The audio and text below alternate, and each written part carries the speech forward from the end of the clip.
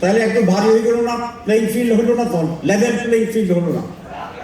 আপনারাও সরেন, আমরাও থাকবো না। মাঝখানের একটা কেয়ারটেকার গভর্নমেন্ট নিরপেক্ষ। নিরপেক্ষ নির্বাচনের পূর্ব শর্ত হচ্ছে নিরপেক্ষ সরকার। গণতন্ত্রের প্রধান কারণ হচ্ছে ক্ষমতা। ক্ষমতার প্রধান উপাদান হচ্ছে নির্বাচন। নির্বাচনের প্রধান শর্ত হচ্ছে অবাধ, সুষ্ঠু, নিরপেক্ষ, সকলের জন্য সমান সুযোগ সুবিধা। এখানে এসে তো আপনি গণ্ডগোল। আপনি ক্ষমতায় থাকবেন, নির্বাচন হবে, আমরা নিচে থাকবো, তাহলে সম্মত হইল না। তাহলে বোঝা যায় ডাল মে কুছ কালা হায়, কুছ কালা হায়।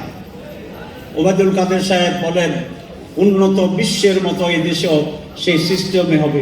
খুবই ভালো কথা, খুবই ভালো কথা।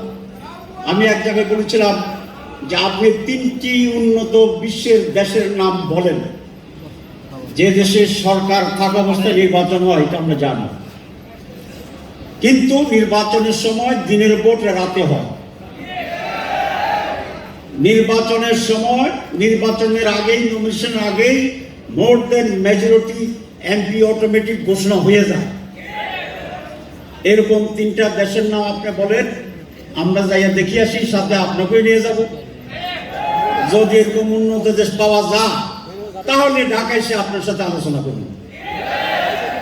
আছে এরকম দেশ? লজ্জা ইমানের একটি অংশ, ঠিক কিনা?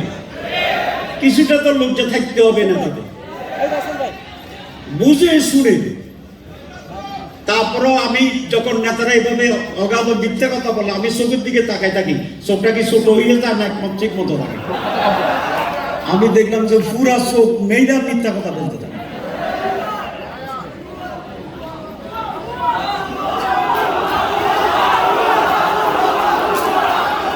এই জাতির জন্য এটা সত্যিই দুর্ভাগ্য। এই একটি মাত্র জাতি যারা ভাষা আন্দোলনের জন্য ভিন্নভাবে লড়াই করতে হয়েছে, জীবন দিতে হয়েছে।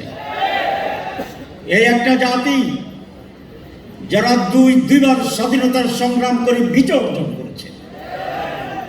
এই একটি জাতি যারা রক্ত দিয়ে, জীবন দিয়ে স্বাধীনতার পরে সত্য কথা বলার, তাদের অধিকার দেখার, সুষ্ঠু নির্বাচনের এই ব্যবস্থা দেখতে পায় নাই 50 বছর। 14 গিয়েছে যাক, 18 গিয়েছে যাক, 2023 সাল এইভাবে আর যাবে না। যায় যারে যাকে দিন, এভাবে আর যাইবে। This is the last time. এবার নির্বাচন হবে নিরপেক্ষ কেয়ারটেকার সরকারের অধীনে ইনশাআল্লাহ।